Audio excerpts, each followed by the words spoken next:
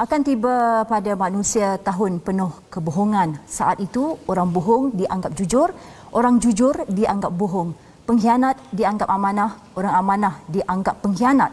Ketika itu, orang Ruwaibidah berbicara. Siapa Ruwaibidah itu? Nabi menjawab, orang bodoh yang menguruskan urusan umum. Hadis riwayat Ibnu Majah. Bersandarkan hadis ini, analisis memikul tanggungjawab amanah Allah dengan menyerahkan setiap urusan kepada ahlinya. Segala persoalan, dakwaan buruk terhadap vaksin COVID-19 yang sangat hebat dimainkan, ditularkan di media sosial bakal dijawab ahlinya sebentar lagi. Topik kita pada malam ini, vaksin COVID-19 menjawab dakwaan palsu. Ramai yang mempersoal mengapa analisis memilih dua panel ini, iaitu Datuk Dr. Musa Nordin yang merupakan pakar perunding pediatrik dan Profesor Madya Dr. Muhammad Ruzaimi Ramli yang merupakan Ketua Jabatan Pengajian Islam Fakulti Sains Kemanusiaan UPSI.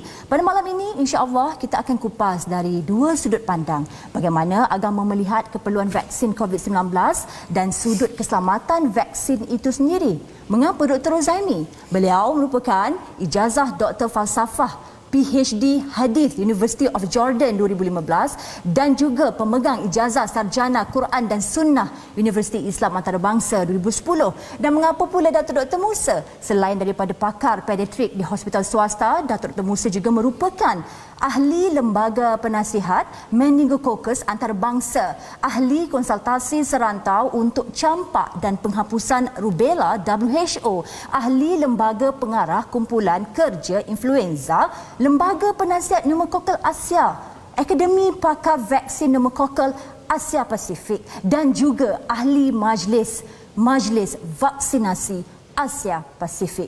Maaf Dr. Ruzaimi dan juga Datuk kerana pengenalan pada malam ini agak panjang kerana saya terpaksa memperkenalkan panel pada malam ini kerana ramai mempersoalkan. Jadi saya harap dengan saya menjelaskan kredibilitinya kedua-dua panel kita pada malam ini, kita boleh teruskan kepada perbincangan kita malam ini. Selamat datang sekali lagi kepada Datuk dan juga Doktor. Mungkin soalan pertama saya boleh terus kepada Datuk Dr. Musa. Namun sebelum itu, kita nak saksikan playback ini. Mungkin satu daripada 10,000 orang boleh mengalami simptom paralisis muka ataupun cacat saraf muka dia, facial nerve dia untuk seketika. Mungkin seminggu, 2 minggu, 3 bulan, 6 bulan dan sebagainya. So benda tu yang bila I tengok tu like, hey, facial drooping tu macam mata dia boleh jatuh, bibir dia boleh jatuh macam ni, cakap macam tu sampai air liur meleleh and everything. Baik, Datuk. Kita tahu Malaysia sudah menandatangani perjanjian untuk membeli vaksin Pfizer Biotech dari Amerika Syarikat, Sputnik V dari Rusia dan CoronaVac China. Namun hanya vaksin Pfizer lah yang diluluskan bahagian regulatory farmasi negara NPRA setakat ini, yang lain sedang dinilai. Jadi Datuk, komen Datuk berkenaan playback sebentar tadi. Daripada 10,000 penerima vaksin Pfizer berisiko alami kelempuhan wajah sementara. Adakah benar, Datuk? Suatu pembohongan. Kalau kita kembali kepada video yang menunjukkan seorang wanita di Tennessee, Amerika Syarikat yang menunjukkan wajahnya lumpuh. Apabila pakar-pakar perubatan di Tennessee, Amerika Syarikat melihat register mereka, tak ada. Jadi maknanya itu merupakan suatu video fake, suatu pembohongan. Cuba kita lihat kepada kajian yang dilakukan oleh Pfizer dan Moderna. Apabila kita lihat kadar berlakunya kelemahan ataupun lumpuh muka ini yang dinamakan Bell's palsy, di dalam kajian Pfizer dengan Moderna 10 dalam 100,000. Tetapi kalau kita lihat masyarakat umum, 3.5 kali ganda. Maknanya masyarakat umum 35 bagi setiap 100 penduduk. Maknanya di dalam kajian Pfizer dengan Moderna risikonya lagi rendah. Jadi apa yang dipamerkan oleh video tadi dan digembar-gemburkan adalah suatu fitnah. Wallahu alam. Baik, sebelum saya kepada Dr. Ruzaimi, kita saksikan pula dakwaan ini. Bila mayang apa-apa, salah Sayyidina Muhammad, dia akan berpindah. Dia cover mengcover. Kita sihat cover dia. Kita yang sihat cover dia. Dia tak sihat, di cover oleh kita. Sebab itu orang mayang jemaah ni sihat. Syarat dia kena mayang jemaah tu apa belaga. Kalau semayang jemaah tak belaga, tak hasil mayang jemaah. Tu Islam suruh mayang jemaah. Allahumma salli ala Sayyidina Muhammad. Itu kesan daripada sembahyang itu apa-apa. Pihak yang berkuasa agama kena kaji balik benda ni. Sebab benda ni seolah-olah dia kacau peribadatan umat Islam. Kita dah bagi peluang dah. Topeng ni pakai sebab duduk atas katil betul topeng. Punya nak bagi peluang. Tak lega-lega juga, kena juga masuk masjid pakai topeng. Dr. Ruzaimi, benarkah solat berjemaah bahu belaga bahu mampu memberi perlindungan kepada jemaah? Dan ada dua soalan kita lihat daripada situ, daripada playback yang ditayangkan sebentar tadi. Satu, solat rapat-rapat mampu melindungi jemaah. Kedua, penjarakan staf. Bukankah hukum solat jemaah berjarak itu tetap sah? Sebab menjarakkan saf bukan perkara yang membatalkan solat dan bukan syarat sah solat berjemaah. Ia adalah fadilat dan sunnah. Jadi mengapa masih ada pihak yang mengeluarkan kenyataan yang mengelirukan ini, Doktor? Okey, bismillahirrahmanirrahim. Alhamdulillah wassalatu wassalamu ala Rasulillah wa ba'd.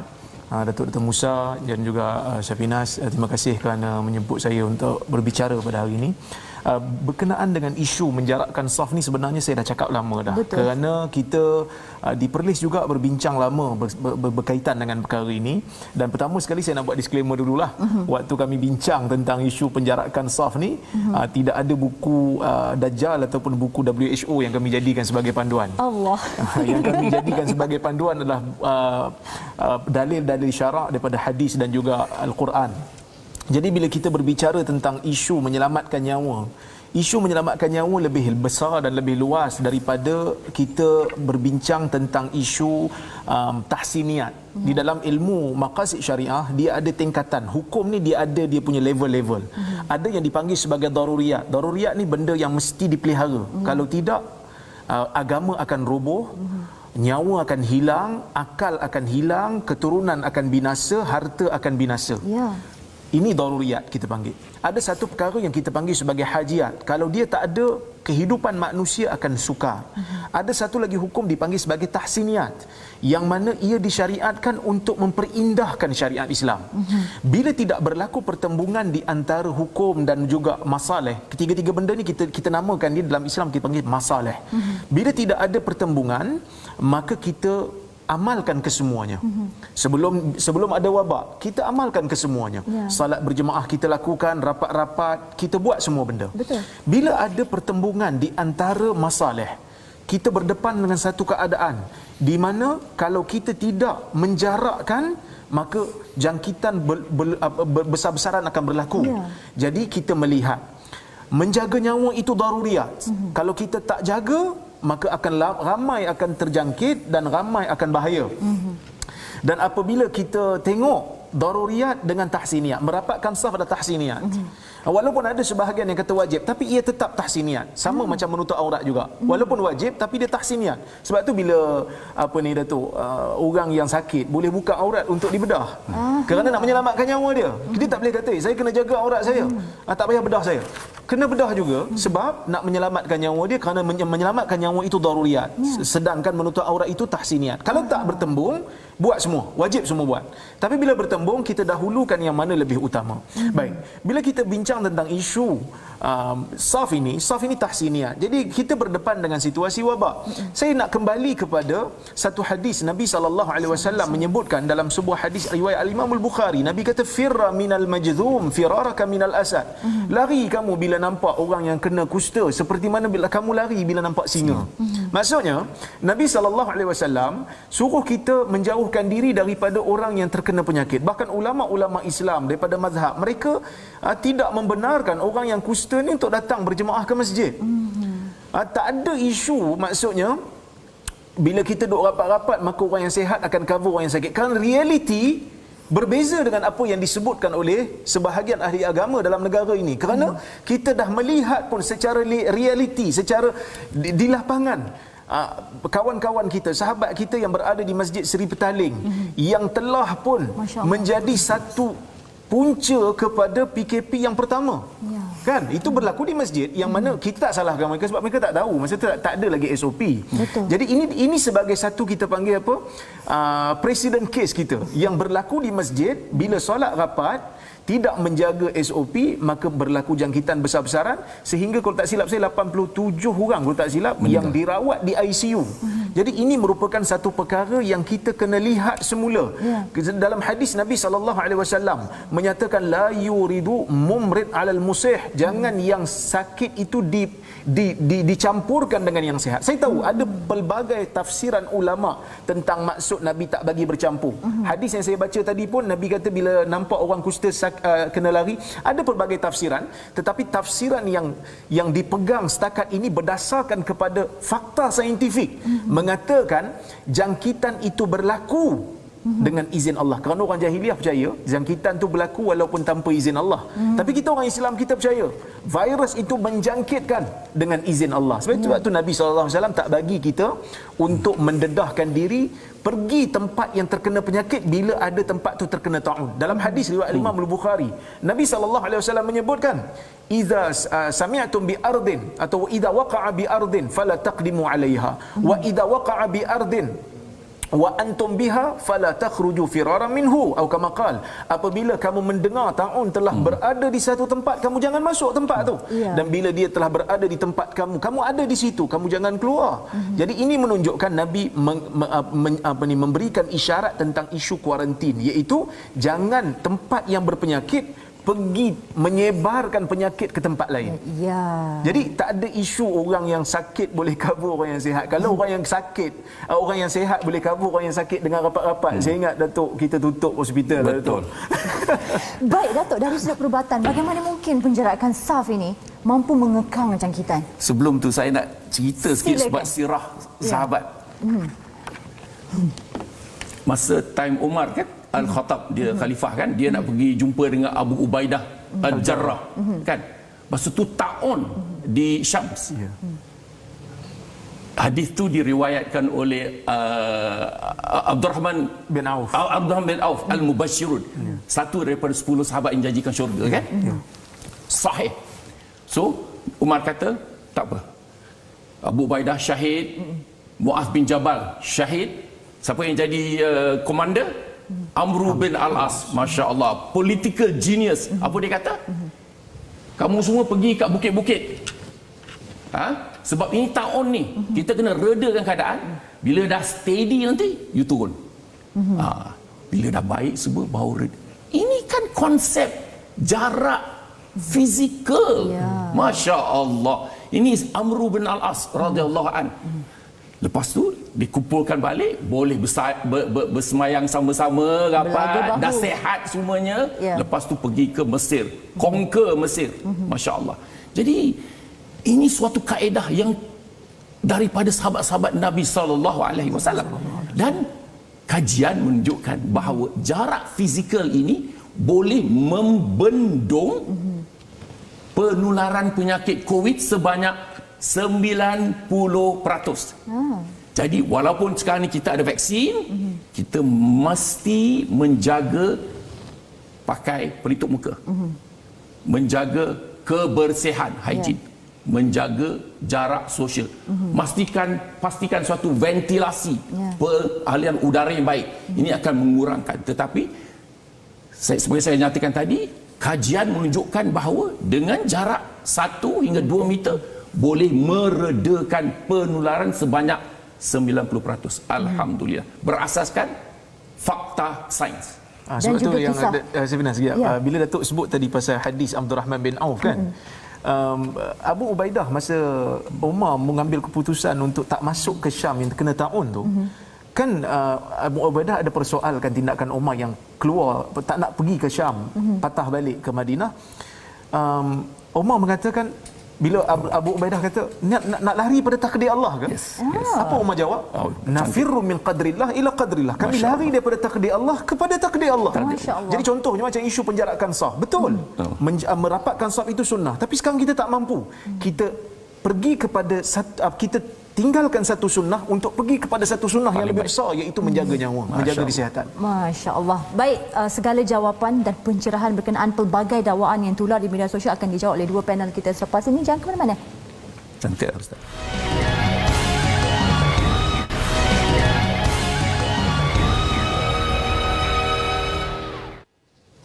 Alhamdulillah kembali analisis, dan sebenarnya kepada penonton di rumah, anda boleh menghubungi nombor tertera jika ada sebarang persoalan yang mahu diajukan kepada kedua-dua panel kita pada malam ini, dan sekiranya ada masa saya akan ambil panggilan itu. Baik, Datuk, sebelum saya kepada soalannya, kita saksikan dulu playback ini. Saya rasa saya lebih suka dapat virus tu 2-3 hari saya batuk sesama daripada saya nak suka-suka ambil. Datuk, satu dakwaan yang mengatakan lebih rela menghidapi demam sesama daripada mengambil vaksin COVID-19. Ini perlu bagaimana, Datuk? Golongan yang tidak berisiko tidak perlu bimbang jika dijangkiti? Saudara kita yang berkata demikian ini, saya rasa tidak mengetahui akan bahaya penyakit ini. Kalau dia seorang doktor, saya risaulah. Sebab ini merupakan suatu jenayah perubatan. Allah. Di Malaysia, risiko untuk you dan I kena COVID adalah 1 dalam 110 orang. Lebih kurang 1%. Ini suatu yang tinggi, ya. Dan kalau you kena COVID, risiko you untuk meninggal dunia, bukan kita nak menakutkan, tetapi ini fakta, adalah 0.4%. Maknanya 4 dalam 1000. Jadi saudara kita yang kata bahawa sesama saja, dia tidak mengetahui bahawa 15% daripada mereka yang kena COVID akan kena COVID yang teruk. Maknanya mesti dimasukkan ke hospital, memerlukan oksigen. Dan mereka yang ada komorbiditi seperti darah tinggi, kencing manis, risikonya bertambah tinggi lagi dan mungkin memerlukan rawatan di unit rawatan intensif care. Isteri saya baru dapat panggilan telefon dari kawan dia, umur 62 tahun, 47 hari di hospital, memerlukan bantuan pernafasan. Ya. Jadi ini bukan suatu perkara kita buat main-main. Di dunia sekarang ini 110 juta kes COVID. Ya. Yang telah meninggal dunia 2.5 juta. Dan di Malaysia saja dah nak 300,000 kes. Betul. Dan yang meninggal dunia 1,000 lebih. Jadi ia bukan Ada sekadar orang demam kata sesama biasa. 1,000 saja. La ilaha illallah. Ya. Kalau satu kes, nahnu qaumun la apa Ustaz? Wa man ahyaha fakainnama ahyana jami'a. Inilah kerja-kerja kami, inilah mungkin amal jariah kami. Kata Allah Subhanahu wa taala dalam Al-Quran mengatakan, surah Al-Maidah ayat 32 kan? Jikalau kamu menyelamatkan satu nyawa, seakan-akan kamu menyelamatkan seluruh umat manusia. Jadi kita harap insya-Allah kerja-kerja yang kita lakukan, pakai mask, jarak fizikal dan vaksin untuk mencegah daripada terkena COVID dan untuk menghentikan penularan COVID. Betul. Wallahu alam. Baik, Dr. Ruzaimi, playback seterusnya ini, dakwaan berkenaan habatus sauda penawar COVID. Kita baca, kita saksikan. Nabi kata setiap penyakit itu ada ubat. Dan salah satu ubat pada penyakit itu ialah habatus sauda. Allah kata madu itu penyembuh pada segala penyakit. Penyembuh. Jadi kenapa tidak balik pada hadis Rasulullah? Dr. Ruzaimi, pada habatus sauda itu ada penawar bagi segala penyakit kecuali mati. Sahih Bukhari. Semua duk pakat guna hadis ni untuk menolak vaksin, untuk menerima vaksin COVID-19. Sedangkan saya adalah membuat sedikit bacaan. Jika kita rujuk Ibnu Hajar Al-Asqalani dalam Fathul Bari dan Imam Al-Nawawi dalam Syarah Al-Nawawi Sahih Muslim memperincikan habatus sauda secara khususnya sesuai untuk mengubati penyakit-penyakit yang timbul kerana cuaca sejuk dan tidak berkesan untuk penyakit-penyakit yang timbul disebabkan cuaca panas. Komen doktor. Okey, apa yang Fina sebut tu betul. Bukan kata Ibn Hajar sahaja, Al-Imam Al-Khattabi juga menyebutkan perkara yang sama. Bahkan dia mengatakan perkataan Nabi SAW yang menyebutkan syifa min kulli da, penawar bagi setiap penyakit itu, dia kata al-am yuradu bihil khas, umum yang tetapi dimaksudkan hanya sebahagian. Kerana di dalam hadis yang lain Nabi SAW juga menyebutkan tentang pengubatan dengan madu. Nabi SAW juga menyebutkan pengubatan dengan bekam. Nabi SAW menyebutkan juga pengubatan dengan memanaskan dengan besi yang dipanaskan dengan api. Jadi Nabi SAW juga menyebutkan dalam hadis yang lain, innallaha lam yunzili da'ada illa wa anzala ma'ahu dawa. Tadawa kan? Nabi SAW Nabi SAW mengatakan Allah tidak menurunkan penyakit melainkan akan turunkan penawar, maka berubatlah.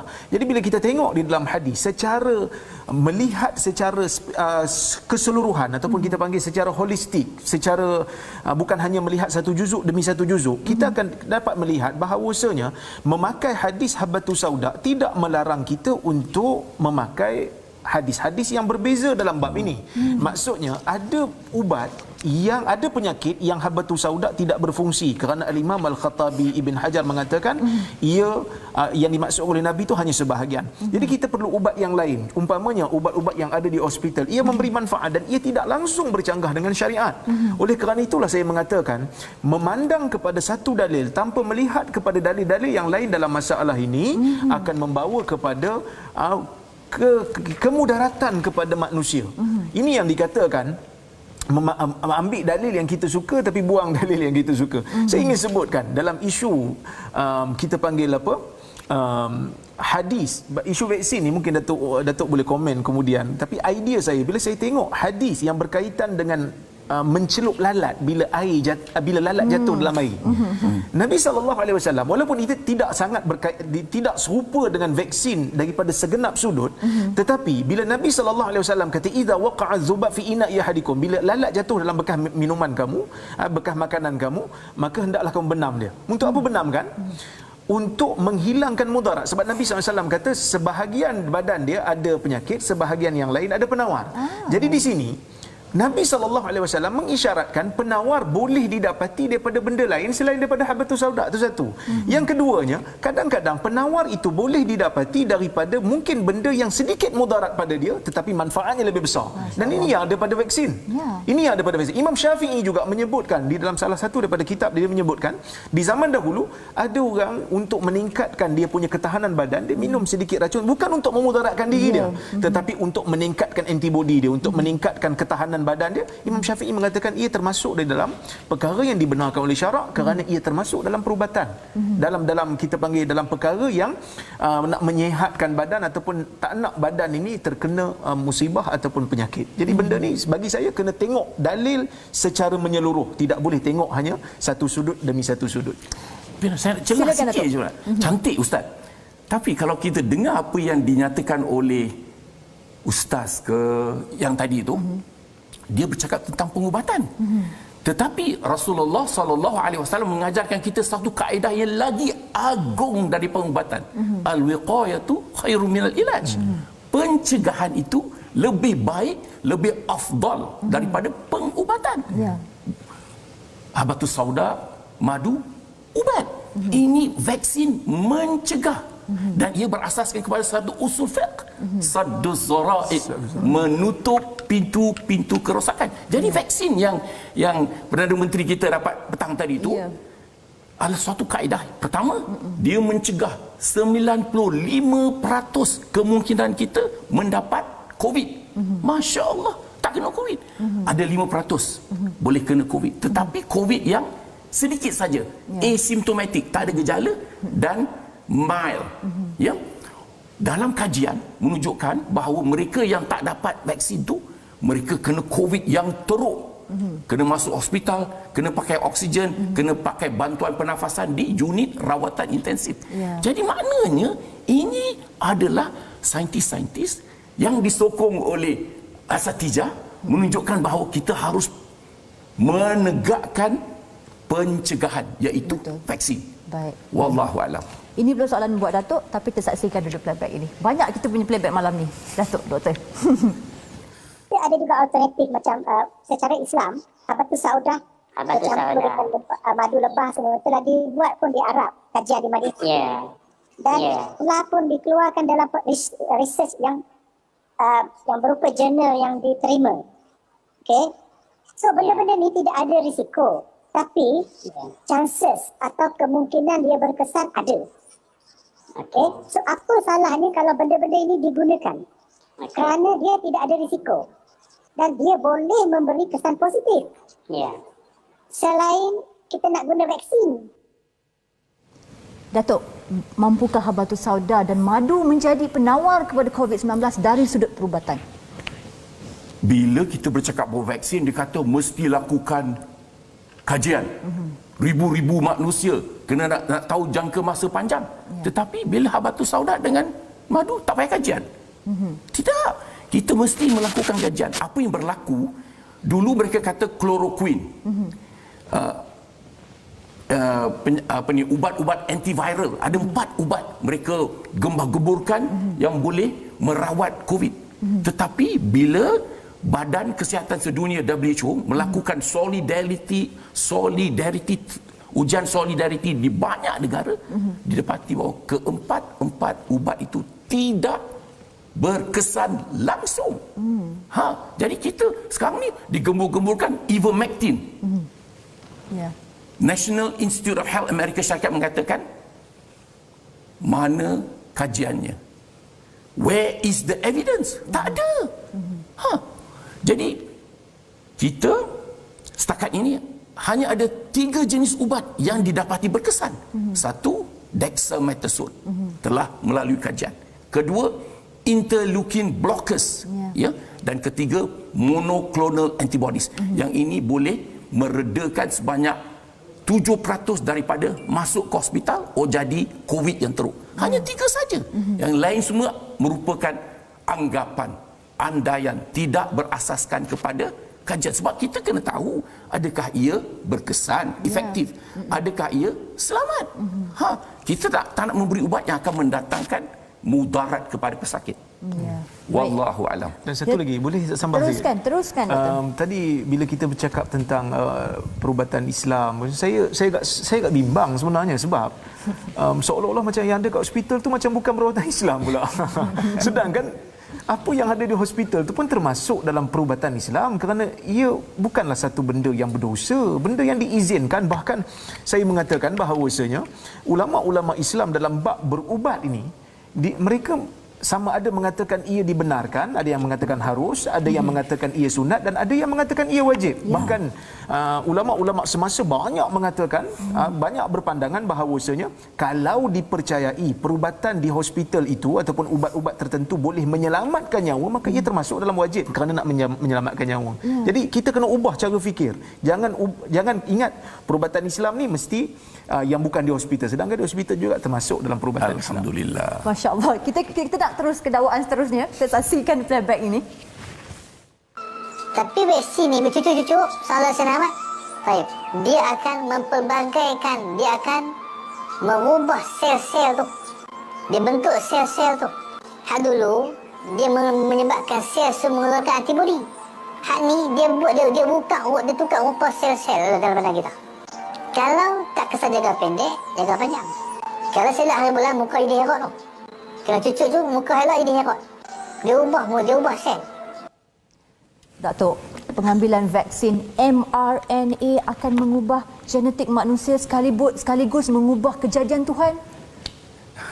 Saudara kita yang mengata sedemikian, saya rasa dia mungkin tak ambil kelas biologi lah agaknya. Sebab mRNA ini adalah sejenis bahan sintetik, yang bila dicocok, dia masuk ke dalam sel. tetapi dia tak masuk dalam nukleus. Nukleus tu adalah tempat bersoroknya DNA kita. Kalau mRNA itu tak boleh masuk ke dalam nukleus DNA, macam mana dia nak mengubah DNA dia? Jadi ini suatu kesilapan yang asas lah. Ini kalau masuk kelas biologi saya fail ni. Jadi mRNA itu pula dia duduk kat keliling sel tu, ya, duduk kat keliling sel tu, dan dia mudah, dia fragile, dia mudah degraded, pecah. Ya, tu sebab mRNA kena bawa dalam minus 70 degrees kan. Sebab dia mudah degrade. Lepas tu dia menjadi bahan-bahan yang harmless, yang tak bahaya. Jadi saya rasa kalau video klip tu ditularkan, patut Facebook tolaklah, sebab ini tak lulus biologi ni. Baik, analisis berat seketika. Jangan ke mana, kita sambung selepas ini.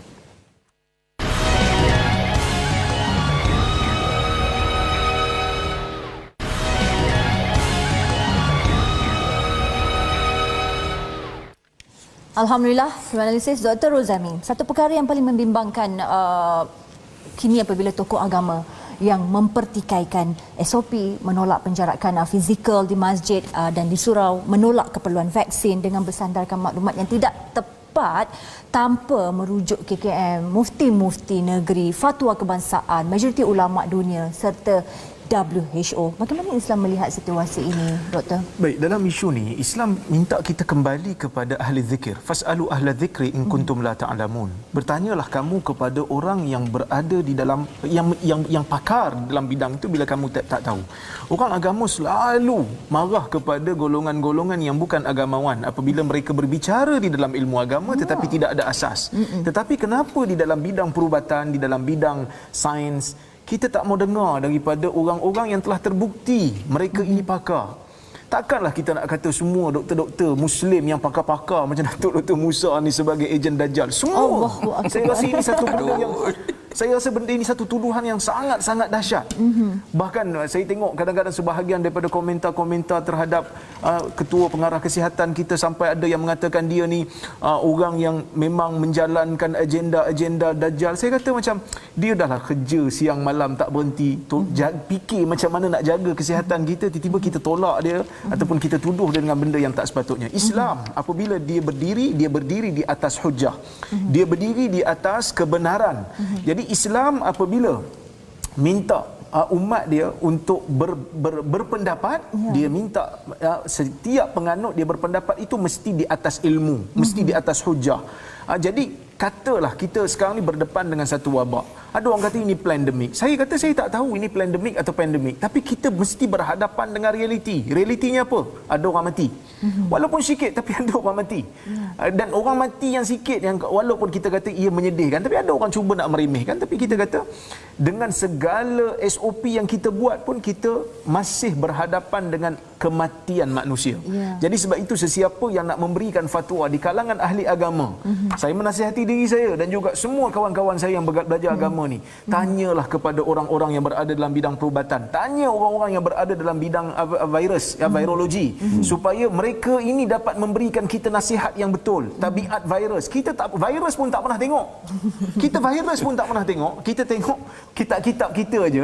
Jadi dia tak seimbang kita punya pandangan. Dalam kaedah fiqh disebut apa? Dalam Islam ni, dalam ilmu Islam ni disebut al-hukmu ala syai' far'un an tasawwurihi.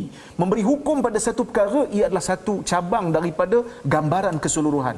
Kita tak mungkin memberi hukum kepada satu perkara melainkan kita mesti dapat dulu gambaran keseluruhan dia dan baru kita ni. Sebab itu dalam ulama-ulama silam kan, apabila mereka nak membicarakan tentang bab haid, nak membicarakan bab berapa maksimum tempoh untuk bersalin, dalam Quran tak disebut secara detail, dalam hadis tak disebut secara detail. Mereka pergi tanya dengan orang-orang perempuan yang mengandung pada zaman tu. Mereka tanya pada ahli-ahli perubatan yang ada pada zaman tu. Jadi oleh kerana tu saya melihat tradisi yang dibina oleh ulama silam sangat-sangat baik.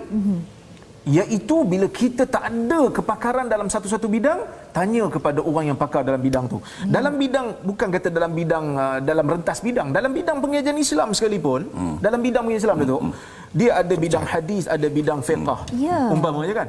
Orang yang berada dalam bidang hadis, dia tak boleh langkau pergi kepada benda yang bukan bidang dia. Orang yang bidang, contoh dalam bidang apa ni, qiraat. Baca Quran, bacaan, cara-cara bacaan apa semua qiraat. Dalam bidang hadis dia mungkin seorang yang dhaif. Tetapi dalam bidang qiraat dia pakar, dia tokoh. Jadi sama juga macam kita mungkin pakar dalam bidang agama, dalam bidang tafsir, dalam bidang hafazan Quran. Tapi dalam bidang saintifik, kita kena tanya orang pakar lah. Jadi kita kena bekerjasama. Ini Islam ni, sebab tu saya kata jangan ada barrier, jangan ada penghalang untuk kita bekerjasama dengan orang yang berada dalam bidang sains, orang yang berada dalam bidang ekonomi, baru kita boleh dapat maklumat yang jelas. Kalau tak, kita akan jadi macam duduk dalam bulatan gembira kita, duduk dalam usrah kita, bincang sama-sama kita, buat fatwa separuh masa. Kita deal dengan nyawa manusia. Sebab itu, saya ingat dalam satu hadis, bila sahabat memberikan fatwa kepada satu orang yang sakit untuk mandi junub, dia kata kena mandi walaupun dia sakit. Mati orang ni. Apa Nabi kata? Qataluhu qatalahumullah. Mereka bunuh dia, moga Allah bunuh mereka. Ini satu benda yang sangat serius. Jadi saya nak ingatkan pada diri saya dan juga ustaz-ustaz yang berada di luar, sebelum nak bercakap tentang isu yang berkaitan dengan nyawa manusia, fikir, timbang, kerana kita bertanggungjawab dengan setiap perkataan yang kita keluarkan. Saya jelas sikit je.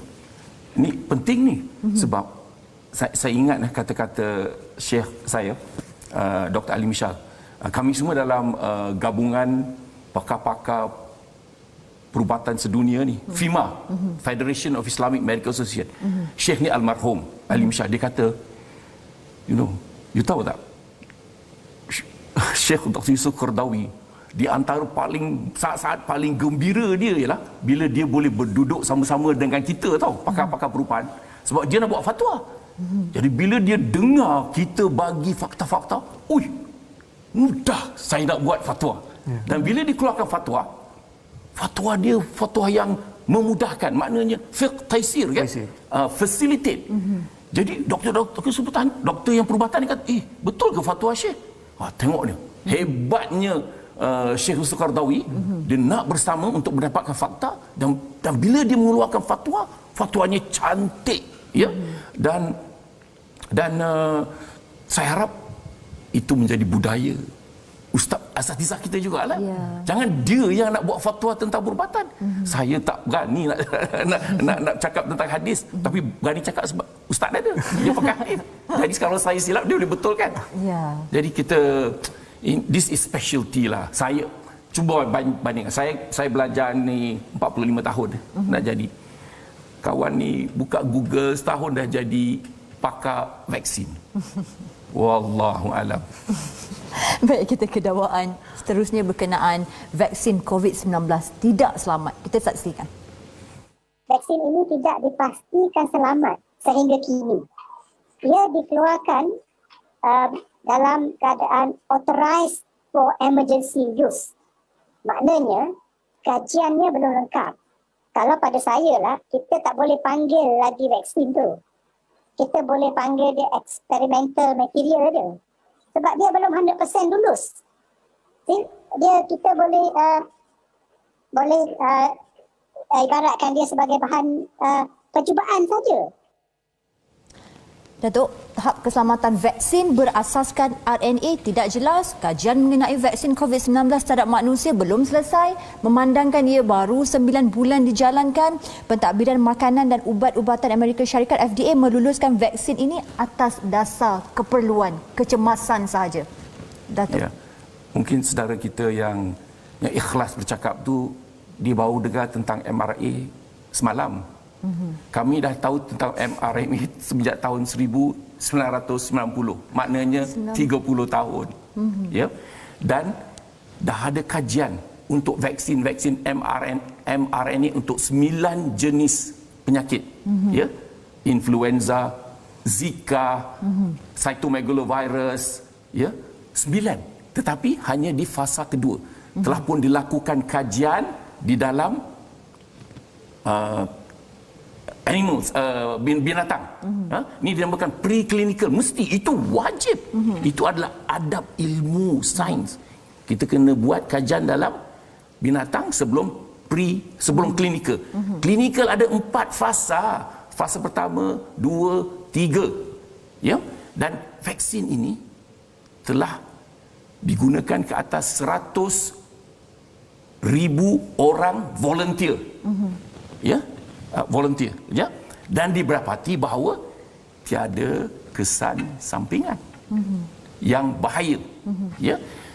Bagi kesan-kesan sampingan, adverse effects following immunization yang besar, bila dilihat kepada yang ambil vaksin 1%, yang tak ambil vaksin 1%, maknanya tak signifikan. Ya. Dan sekarang vaksin ini telah masuk ke fasa keempat, telah diguna di dalam 200 juta manusia. Jadi bila FDA Amerika Syarikat dan MHRA, iaitu badan regulatory di United Kingdom, melihat kepada kesan sampingan, didapati bahawa tak ada yang major. Sedikit saja sakit. Sakitlah, kena cucuk kan. Bengkak sikit 5%, merah sikit 5%. Ada yang mungkin pening kepala sikit, ada yang lemah-lemah sikit, ada yang sengal-sengal badan, 30%. Ini merupakan sebenarnya suatu petanda yang baik. Maknanya badan kita mengeluarkan cytokines. Seorang doktor, bila dia dapat vaksin, dia kena sakit-sakit ini, dia kata, wow, this is great. Maknanya the vaccine is working. Dia mengeluarkan antibody untuk mencegah penyakit. Ya. Dan tak ada kesan sampingan yang bahaya except for satu saja. Satu saja. Anaphylaxis. Anaphylaxis ni memang bahayalah sebab tiba-tiba seorang itu jadi lemah dan rebah, ya. Ya. Berapa risikonya? Kalau vaksin Pfizer 4 dalam 1 juta. Moderna 2.5 dalam 1 juta. Kalau ustaz makan kacang, alergi ni berapa? 30,000 dalam 1 juta. Tapi berhenti tak makan kacang? Makan juga. Walhal makan kacang tu risiko alergi je 10,000 kali ganda. Tetapi makan juga. Jadi kadang-kadang kita dipelikkan cara pemikiran manusia kan. Jadi maknanya kita tahu ada anaphylaxis, jadi suatu daripada syarat kepada orang biasa, kalau anda ada anaphylaxis, tak boleh ambil vaksin mRNA. Ambil vaksin yang lain. Ya. Kalau anda ada alergi, boleh ambil vaksin. Anda alah kepada makanan, kepada ubat, kepada susu ke, atau kepada kacang. Kita bagi vaksin, duduk di hospital setengah jam, selalu insya-Allah baik, baru boleh balik. Baik, sebenarnya Datuk dan Doktor, kita ada pemanggil di talian. Assalamualaikum. Assalamualaikum. Waalaikumsalam. Puan Safri di talian, ya? Ya. Okey, boleh Puan Safri terus ajukan soalan secara ringkas? Saya nak tanya pada Tuan Musa.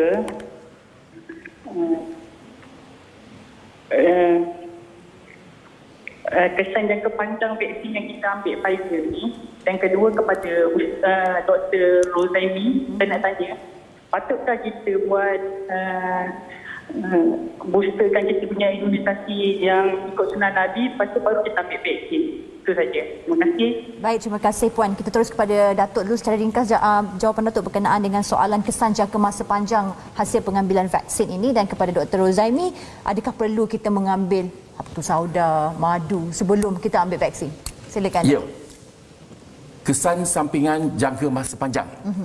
Kebanyakan vaksin, adverse effect following immunization selalunya dalam 2 bulan yang pertama.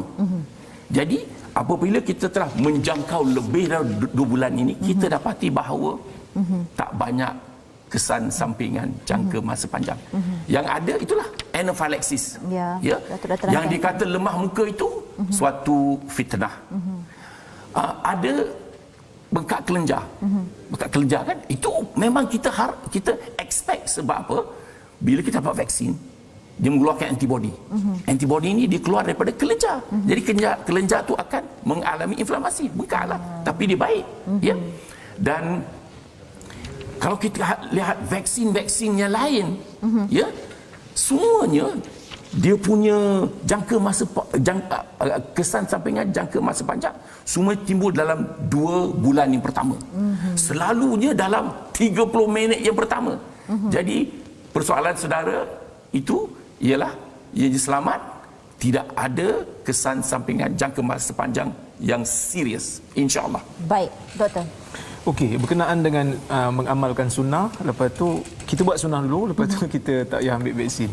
Saya sebenarnya soalan ni pun bagi saya lah, soalan ni macam kurang cermat sikit caranya. Seolah-olah macam vaksin ni tak sunnah pula. Sedangkan apa yang saya sebut tadi berbuih-buih dah saya sebut pasal hadis-hadis berkenaan dengan lari daripada dijangkiti penyakit kan. Hadis berkenaan dengan lalat tu pun ada, Nabi SAW menunjukkan cara untuk kita melarikan diri daripada terkena penyakit ataupun terkena bahaya ataupun terkena kuman. Jadi saya mengatakan nak makan habatus sauda, nak mengamalkan madu, ini semua baik, tidak siapa yang melarang, tetapi dalam masa yang sama kita dapat kajian mengatakan vaksin ini boleh merendahkan boleh merendahkan jangkitan, dan kita rindu nak solat rapat balik ni. Kita rindu nak solat rapat balik, kita rindu nak berprogram di masjid balik. Jadi saya rasakan apabila pakar-pakar perubatan yang amanah dalam ilmu mereka, yang dipercayai mereka ini merupakan orang Muslim yang baik, maka kita percaya dengan mereka, kita serahkan mereka untuk mengkaji dalam bidang mereka, dan kita amalkan kesemuanya. Kita amalkan kesemua sunnah yang ada, daripada kita hanya menjuzuk-juzukkan sunnah dan memilih-milih. Sedangkan kita boleh ambil semua, kita ambil semualah. Kenapa kita nak Mana yang baik itulah sunnah. Ya, yang baik itulah sunnah. Nabi SAW tidak menghadkan. Termasuk perubatan moden, doktor?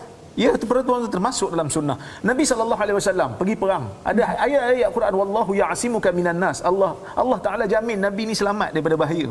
Tak dibunuh, tak ditangkap. Tapi Nabi pergi perang pakai helmet ke? Nabi pergi perang pakai baju besi ke? Sebab itu kata Ibn Rajab, dia kata tawakal adalah keimanan. Usaha adalah ketaatan. Allahu akbar. Ini benda yang kita kena faham. Orang Islam kena faham benda ni. Bukan hanya semata-mata tawakal. Tawakal iman, betul. Tawakal. Tapi usaha kena buat. Usaha itu ketaatan. Kerana Allah suruh kita usaha. Nabi suruh kita usaha. Wallah. Baik, terima kasih doktor. Kesimpulan perbincangan kita selepas ini.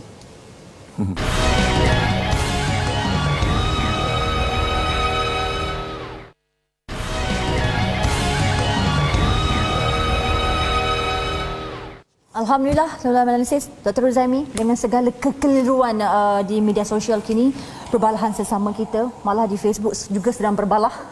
Adakah sebenarnya kita dalam zaman yang disebut Nabi dalam hadis riwayat Ibnu Majah akan tiba pada manusia tahun penuh kebohongan? Saat itu orang bohong dianggap jujur, orang jujur dianggap bohong, pengkhianat dianggap amanah, orang amanah dianggap pengkhianat. Ketika itu orang ruwai bidah berbicara. Siapa orang ruwai bidah itu pada saat ini, doktor? Okey, bila kita tengok dalam hadis tu, Nabi SAW kata wayantiqu fiha ar-ruwaibidah, akan bercakap pada zaman itu, di akhir zaman nanti adalah golongan ruwaibidah. Maka sahabat bertanya, wa man ruwaibidah? Nabi SAW menjelaskan, rajulun tafih yatakallam fi amril ammah. Seorang lelaki yang lekeh tetapi nak bercakap tentang urusan umum, nak bercakap tentang urusan manusia.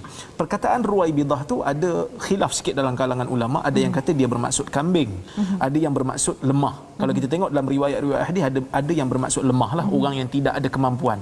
Jadi sesiapa yang tidak ada kemampuan dalam satu bidang, yang tidak ada ilmu dalam sesuatu bidang, tapi nak bercakap dalam bidang tersebut yang boleh mengelirukan, bahkan membahayakan orang, maka dialah golongan ruwaibidah, boleh masuk dalam kalangan ruwaibidah yang dimaksudkan oleh Nabi SAW. Saya bila kita melihat balik ya, Datuk, dalam apa? Dalam hadis Nabi SAW, Nabi SAW sangat-sangat memusuhi kepada semua usaha yang membodohkan akal manusia. Sebab itu Nabi SAW tidak membenarkan kita memasang tangkal. Nabi SAW tak membenarkan kita menilik nasib, tengok perbintangan ramal masa depan tanpa ada bukti. Jadi semua ini, perbomohan dan seumpamanya, semua ini nak membuktikan kepada kita Nabi SAW tidak menerima sesuatu perkara tanpa ada asas ilmu yang jelas.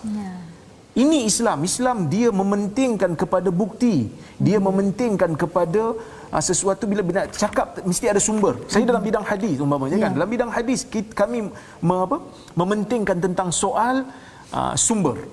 Ibn Abbas juga menyebutkan benda yang sama. Bila manusia dah mula bercakap, tak peduli dah hadis mana dia dah ambil. Apa kata Ibn Abbas pada anak murid dia? Ibn Abbas kata, la na'khudh illa mimman na'rif. Kami tidak akan ambil hadis melainkan daripada orang yang kami betul-betul kenal, yakni orang yang betul-betul pakar dalam bidang tersebut. Jadi bagi saya, sesiapa yang bercakap bukan dalam bidang dia, dia sebenarnya telah memasukkan diri dia dalam kalangan Ruwaibidah yang mungkin membahayakan nyawa orang. Baik, terima kasih Doktor. Datuk, silakan kesimpulan kita pada malam ini, Datuk. Saudara-saudari pendengar yang saya muliakan, pertama saya ingin mengucapkan terima kasih kepada Al-Hijrah Finance dan Analisis kerana memfokus kepada persoalan-persoalan, isu-isu yang relevan, yang hangat. Kerana isu ini banyak ditimbulkan oleh asatizah kita.